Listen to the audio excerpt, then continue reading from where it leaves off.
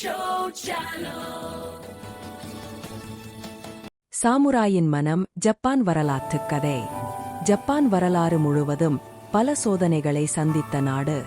போர்கள், இயற்கை பேரழிவுகள், தோல்விகள் அனைத்தையும் தாண்டி எழுந்த நாடு அது.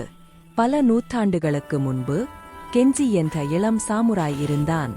அவன் வாள் பிடிப்பதில் மட்டும் அல்ல, மன உறுதியிலும் சிறந்தவன். ஒரு பெரிய போரில் ஜப்பான் தோல்வியடைந்தது.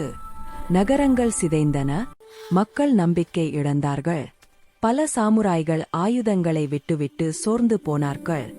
ஆனால் கென்சி மட்டும் வித்தியாசமானவன். தோல்வி நம்மை முடிக்காது, அது நம்மை கற்றுக் கொடுக்கிறது என்று அவன் சொன்னான்.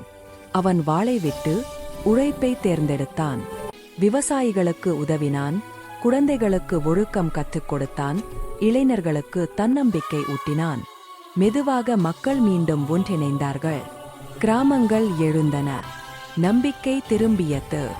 ஆண்டுகள் கழிந்தன, ஜப்பான் புதிய பாதையில் வளரத் தொடங்கியது. பழைய மதிப்புகளை காப்பாற்றி புதிய அறிவை ஏற்றுக்கொண்டது. கெஞ்சி போன்றவர்களின் மன உறுதியே அந்த மாற்றத்திற்கு காரணம். வயதான கெஞ்சி ஒரு நாள் சொன்னான், உண்மையான வெற்றி வாளில் இல்லை, மனத்தில் இருக்கிறது. பாடம்: வரலாறு சொல்வது ஒன்றே, விழுந்தாலும் எழும் மனம் இருந்தால் ஒரு நாடே புதிதாக பிறக்க முடியும். Like, subscribe, share, comment, and click the bell